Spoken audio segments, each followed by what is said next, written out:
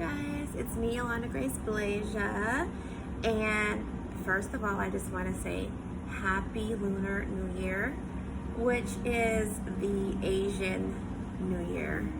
So this is the year of the ox, and in a nutshell, the energy of the year of the ox is like steady progress, consistency, hardworking, and dependable energy, you know? And I think that's a really perfect theme for me to post about for this week's positive video of the week. So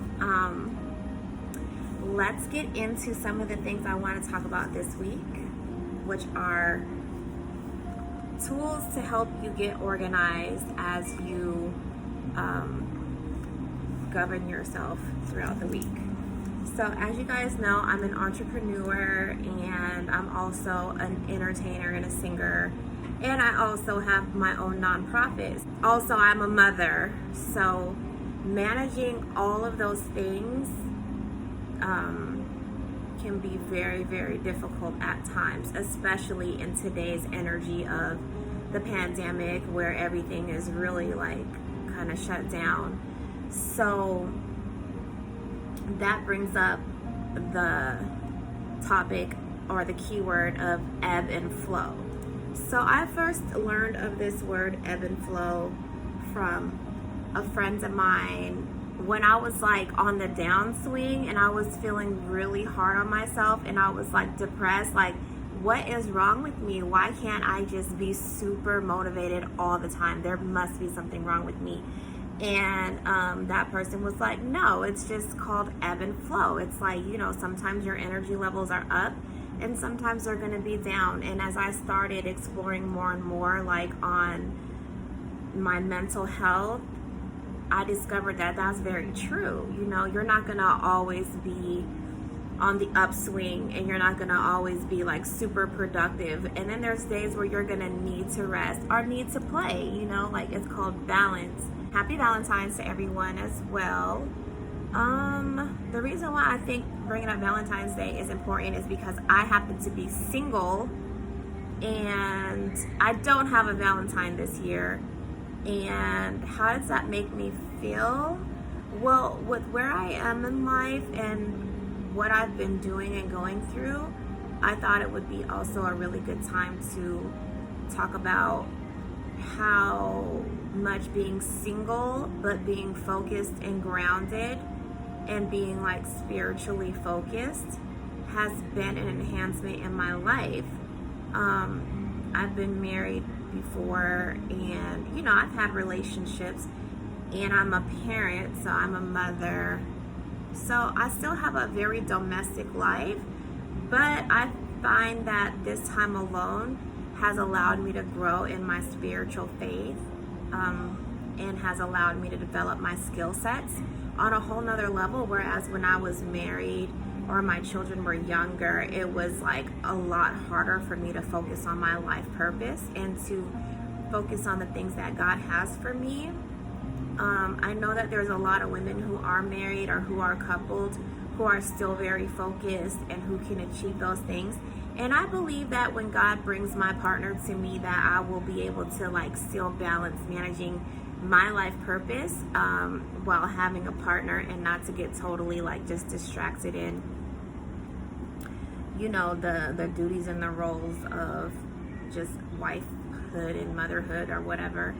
But I do enjoy the fact that now I'm a complete individual and I know how to balance still maintaining my individuality with being a mother and like one day again being in a, you know, deep relationship or a marriage. So once again, ebb and flow, and just balancing life. So within that, I felt like the whole theme of it all coming together was very relevant, you know, especially with this being the year of the ox, just something very steady, but the energy of it isn't like super rocket ship, like explosive energy. It's that really calm, steady, consistent energy. So some of the tools that I use would be a pocket calendar, and sorry, my neck is itchy. I have this. This is a Breathe journal, and it's a guided 52-week calendar. It has like journal entries and stuff like that too. And then it has like your weekly, daily things that you can do. So without over scheduling myself, I try to use those things pretty consistently. You know, I refer to my pocket calendar like daily almost, and then this thing I probably weekly, you know, because this would be like more spiritual or long-term goals and projects coupled with business goals and projects, while this is like my daily task tracker. And then this right here is my journal with like bigger ideas that take a little bit more time to manifest, you know, like costume ideas or, you know, different things. And I really enjoy going back and looking at them.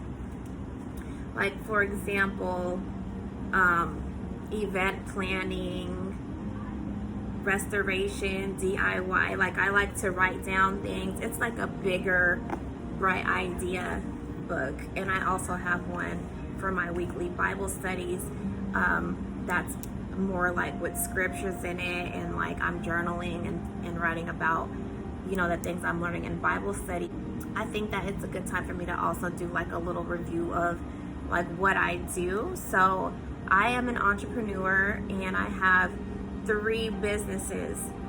One is a nonprofit. You guys have seen me do some stuff this year through my nonprofit where I have like staged some events, and like this positive video movement is part of like the Rising Soulless nonprofit movement, which is all about being creative and providing like some positive skill sets and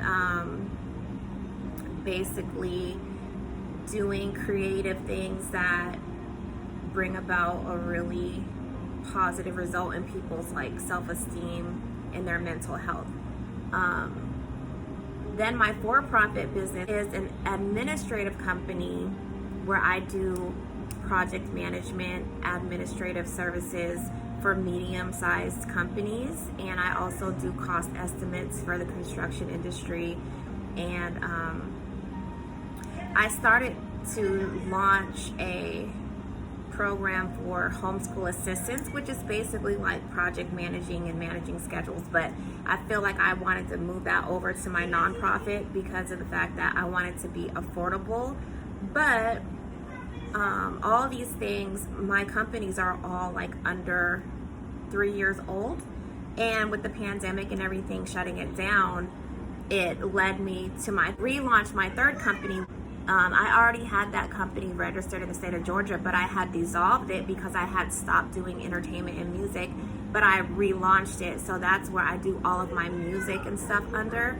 And so with that being said, with the ebb and flow, with 3 new business modules or 3 companies that are pretty much still in their development stage, and still trying to like make a living and live daily, it can get really overwhelming at times.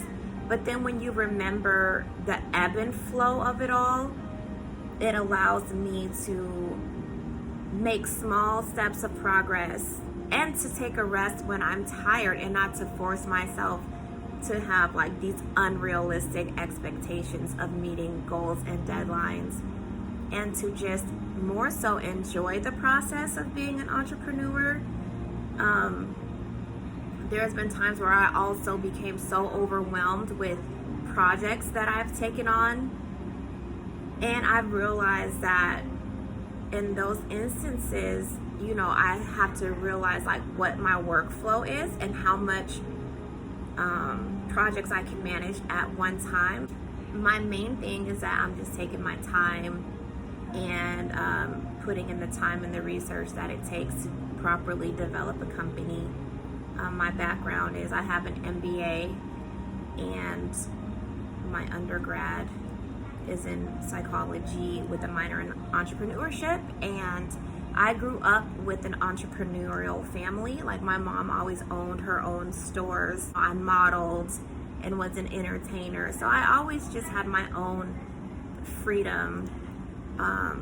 After I graduated and I took some time out to have, my family and kids and stuff. Anyway, that's enough about, my business modules. I just want to get back on track to what I would like to say about ebb and flow and, the energy of the new year and keeping everything balanced and just being proactive while being gentle with oneself is really important. I love y'all. Thank you for sharing this video with me this week, and I'm gonna head to the gym, and I love y'all. Happy Valentine's Day. Happy Lunar New Year. Bye.